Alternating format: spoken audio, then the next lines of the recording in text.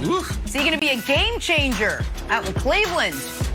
And Justin Fields made the throw yesterday. Was it overrated, underrated, or properly rated? With that, we say good Thursday morning, everyone. Look at that throw. Welcome to First Things First. Jenna, Nick, Brandon, who's all set, and Kevin Wild. Brandon, your Jets, those Jets were there. You think that changed their minds at all? They were there. Jenna, I hope so. Look at this. Unbelievable.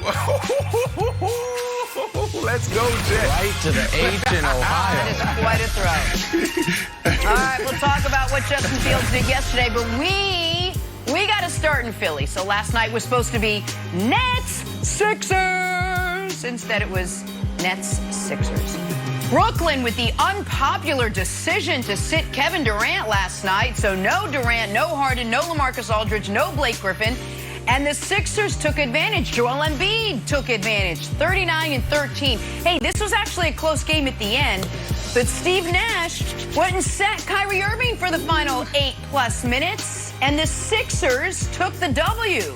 Here's Steve Nash on that decision after the game. A little bit, would have thought about it, but really, I didn't want to take the group out that was doing so well. They put their starters back in. I think I wanted to reward those guys for playing as well as they did. Kyrie was amazing for us tonight, but he also has had a few days off. I didn't want to put him back in and risk any sort of return to play injury. What? All right, Brandon, please explain. What did you make of Nash leaving Kyrie on the bench with a chance to beat the Sixers last night? Listen, some people won't love it, all right? Some people hate it. But the Nets showed their hand, Jenna. That's all that was, is them showing their hand last night, that they're not worried about the regular season. What they're worried about is making sure they get these guys to the playoffs full strength. That's what they're worried about, because everything else is taken care of. We're talking about a team that's sitting right there behind the 76ers after last night's loss in the East. So they're right where they need to be. And Nick, buddy, I know you were watching the game. I wanted to call you. I was going to FaceTime you, but I wanted you to watch the game in peace. You were shaking in your boots. You were shaking in your boots. We're talking about 8 minutes left in the game, down 22 points, and you have our JV squad. No Harden, no LaMarcus Aldridge, no Blake Griffin. Right. You took Kyrie out the game, and these boys pull within 3. Yeah, I know the controversial decision. Oh, why didn't they put him back in? Because they're not worried about it. But we're talking about our JV team coming in this game, playing with so much momentum, so much confidence, so much tenacity, and almost getting it done. I'm telling you right now, I'm walking away from this game, Nick, more confident than ever, buddy. Well, I actually understand why you would. And even though if the JV team staged the comeback, I guess it was the semi-varsity that, played the first 40 minutes and was down by 22 and Embiid was having their way with them. But I understand why you'd be more confident. And the Nets certainly are confident. The Nets are so confident, they have decided that seeding and the regular season and tiebreakers are totally irrelevant, because they clearly believe they are simply far and away the best team in basketball. I disagree with them. And Kevin Wildes, I'm going to look into my old crystal ball, and I'm going to give you a very precise prediction. It is mid-June. The Philadelphia 76ers are resting at home in Philly, having dispatched of their first 2 playoff opponents in relatively easy manner. Joel Embiid playing inspired basketball after believing he's been snubbed for the MVP. They're sitting at home wondering, who are we going to play in the Eastern Conference Finals? And about 90 miles to the east, the Brooklyn Nets are boarding a plane because they have a Game 6 in Milwaukee that they have to go play to even get to those Eastern Conference Finals. And on that flight, Steve Nash is going to be talking to Mike D'Antoni and say, I think I might have screwed up that middle of April. When I had the opportunity to play Kevin Durant in the swing game against the Sixers and instead decided to play him against the Timberwolves because I wanted to, quote, help our team get over the loss to the Lakers.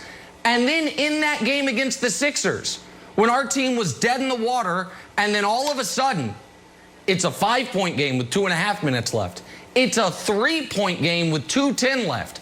I had an opportunity to put Kyrie Irving back in and steal a victory, and I chose not to. And now we are in a war with Milwaukee while Philly is resting. So I understand why the Nets fans and Brandon should feel better potentially about a matchup against Philly. But you must get to a matchup against Philly. You must get there healthy, and you must get there in best, the best case scenario is rested. And because of the choices made, Wilds, by rookie head coach Steve Nash over the last 2 days, their path just got far more tumultuous. And I think he is going to massively regret the KD decision and certainly not putting Kyrie back in once the Sixers put their starters back in. All right, I agree with you about the KD decision. I would have rested him in Minnesota and played him tonight. I disagree with both of you about the Kyrie decision. I think Steve Nash made the right call, but for none of the reasons that are publicly being spoken. It wasn't because he wanted to reward the guys. It's not a carnival game. It wasn't because he was worried about Kyrie's health after being resting for a few games. And I don't buy Kyrie's post-game comments that it was good experience for that team. Here's a simple answer, Brandon. I think they had the best chance to win with Kyrie on the bench. Basketball is a game of runs and momentum, and everybody was into it. That unit was playing great. They were on a 19-2 run, and I hate to say it, even the refs were into it, because I'm not going to blame Philly for blowing the lead when there was multiple calls of Embiid getting hacked and Ben Simmons being pushed down that the refs were like, wow, momentum, this is rolling. I felt fine with it, Brandon, because that unit was playing so well. They were playing so well, not only on offense, but on the defensive side. Look what they unpacked.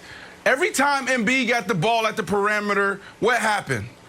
They went out there and double-teamed them. They made everything tough for those boys. They may have showed that a little too early. Probably should have saved that for the playoffs. But let's think about this, though, Nick. When you talk about this tiebreaker, how many times have we seen a tie at the top since the merger? Twice? 3 times?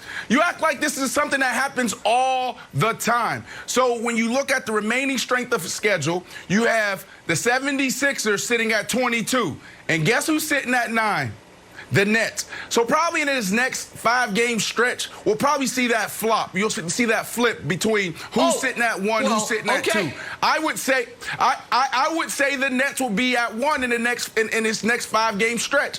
And then you keep talking about Steve Nash as a rookie coach. Well, doesn't LeBron James coach? He's the general manager, the coach. We keep saying that the last 5-6 years with LeBron James. Well, Steve Nash is one of the greatest players to play the game, one of the smartest players to play the game. And who's sitting next to him on the bench? It's Mike D'Antoni. We're talking about 2-time Coach of the Year.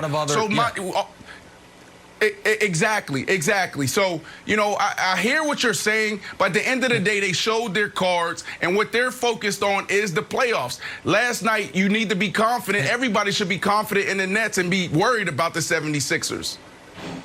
Okay, so listen, I agree. Listen, Nash and D'Antoni, they have some great memories they can share on those team flights of when they were together and they had playoff failures together, and when they were separate and they had playoff failures separate. Like, they have both. It's like, hey, you remember that time when you were in Houston? Remember when we were in Phoenix together? Remember when we were the 1 seed and we ended up not getting there? If you're right, though, Brandon, and the Nets still get the 1 seed, then everything I just said is meaningless. If they still get the 1 seed. But I think, maybe I'm wrong, I think you agree with me that there are, even if you think the Nets are 90%, there are only 3 teams that can credibly win the conference. It is the Nets, it is the Sixers, and it is Milwaukee. And if the standings hold and you now have to beat Milwaukee, like, the math on this is very simple. Let's say the Nets are the best team in basketball. Let's say they're a 70-30 favorite over the Bucks and a 70-30 favorite over the Sixers. Well, do you know the odds of having a 70% chance come in and then a 70% chance come in again? It's 49%. a coin flip, and then a 70% chance against the Lakers. Now you're down to about a 36% chance. What you want is your path